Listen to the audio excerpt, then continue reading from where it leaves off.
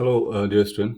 Welcome on this video lecture. In this video lecture, we will be studying about MCG, which is moving coil galvanometer, and its mechanism, how it functions, and its formula. So it's a device, of course, and that measures current, because galvanometer is used to current. So we can say, in short, it is an electromagnetic device. Electromagnetic device. That means it uses both electric field as well as magnetic field concepts, and this is used to measure current.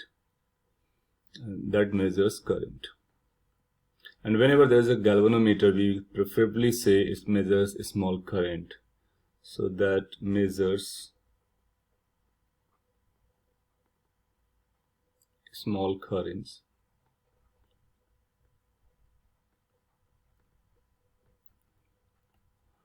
Now, how we constructed, what is this arrangement? So let's see over here. This is shown as arrangement. So let's see this picture first.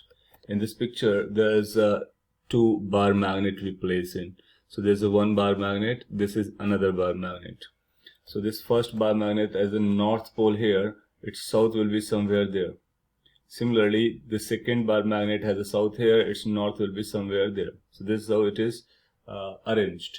And in between, we arrange a cylindrical shaft, and this cylindrical shaft is made up of, that's a shaft that is made up of soft iron.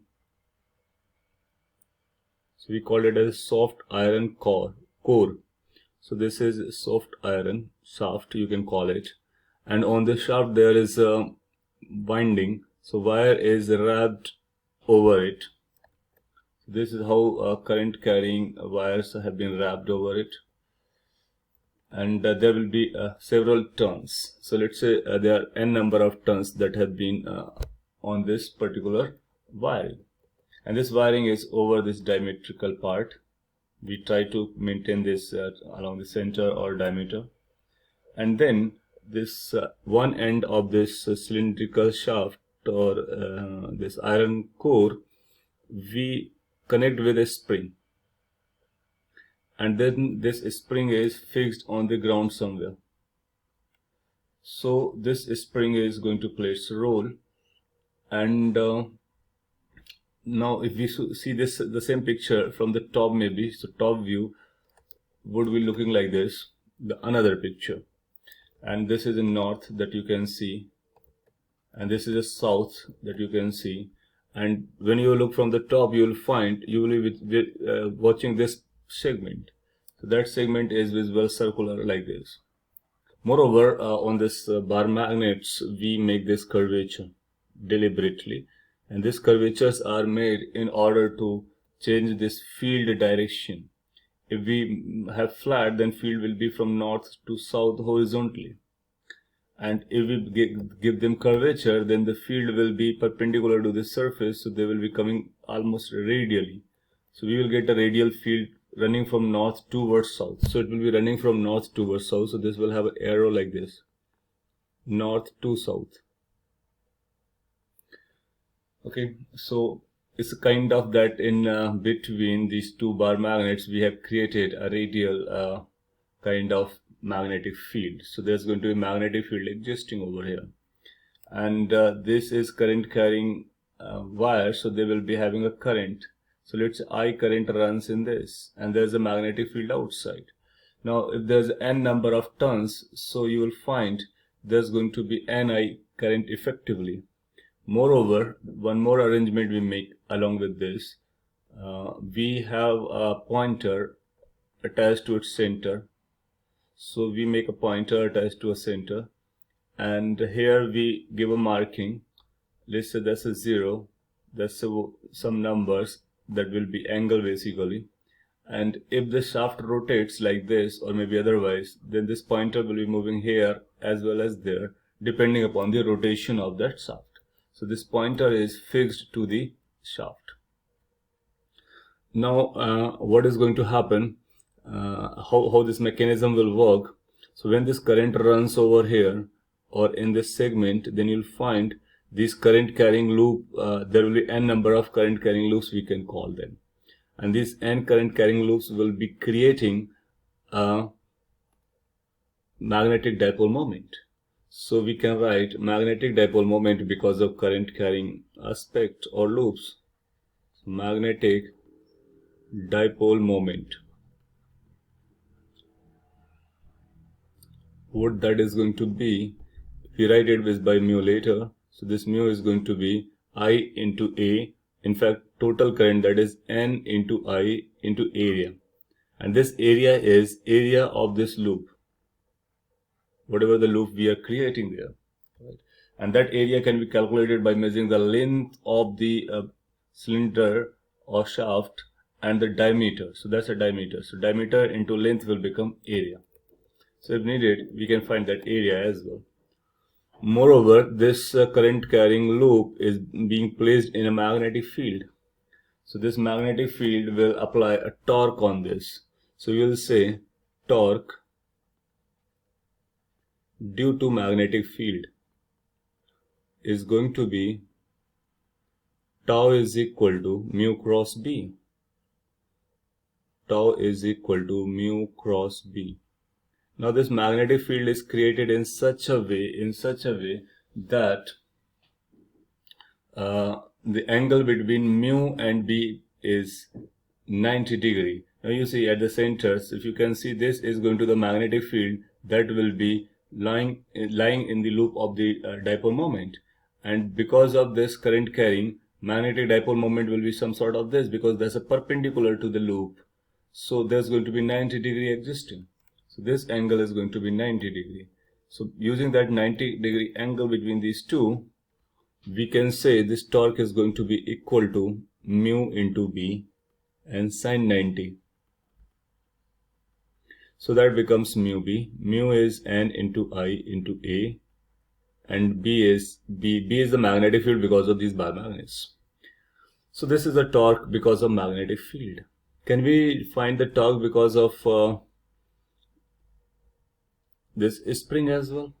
What is going to happen when this torque of magnetic field try to twist it like this? So this spring will be getting twisted. So that is spring will try to restore it. And let's say spring constant for this spring is K, torsional constant. So at equilibrium, you'll find this spring will have some angle theta, twisted angle theta. And then this torque of spring will be balancing the torque of magnetic field. And when this gets twisted by some certain angle theta, then you'll find this pointer will be moving that way.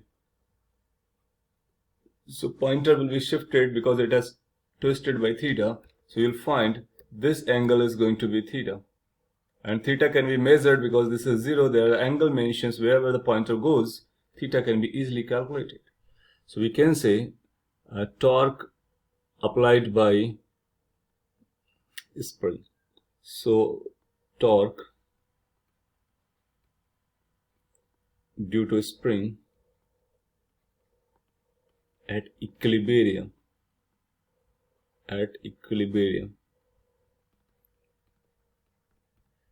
So in equilibrium, you'll find that torque of a spring is going to be opposite, and it's going to be equal to K theta, where K is a torsional constant. Now we know that since things are in equilibrium, then the two torques must be equal. So by equating these two torques, we are going to get this. So from here we can say this K theta is equal to NIA into B. From here we can calculate this I value. So this I comes out to be this K divided by, K is a torsional constant, keep in mind. N is the number of turns, A is the area of the shaft or this coil, and B is the magnetic field that we have created, into theta. Now whatever this bracket, whatever is written in this bracket is a constant for a galvanometer, so that's called galvanometer constant. So K divided by NAB, sometimes written by C, and that's called galvanometer constant or MCG constant, moving coil galvanometer constant. this will be known to us. If this will be known to us, so we can say we can find the current just by measuring theta, and theta can be easily measured from this pointer. So whatever the theta goes, from here we can measure the current if we know this MCG constant. And one important term that is used over here is current sensitivity of galvanometer or moving coil galvanometer. Current sensitivity. So current sensitivity is basically sensitivity, that means this angle theta per unit current. So if 1 unit current is going over here or passing through this loop, then how much this theta will be changing. That's how it's defined. So current sensitivity is theta divided by I. So for unit current, how much angle deflection occurs or how much this spring twists, that's called current sensitivity. And from here you can easily measure what is the current sensitivity. If we are looking for theta and I ratio, then you'll find it's going to be NAB divided by K. So these are the numbers on which the current sensitivity depends. It depends on the magnetic field, area, number of the turns, and then torsional constant of the spring. So this is about MCG or moving coil galvanometer. What we need to keep in mind is this, that how it functions, what are the constituents for its designing, and what are the two types of torques, one because of magnetic field, another because of spring. At equilibrium, the two balance each other, and then this formula comes out to be for current measurement. This is a constant that might be given to you, and then you can find the value of current just by measuring theta. And the next important point that you need to remember is current sensitivity. So it's a theta upon I, and from here you can measure that value.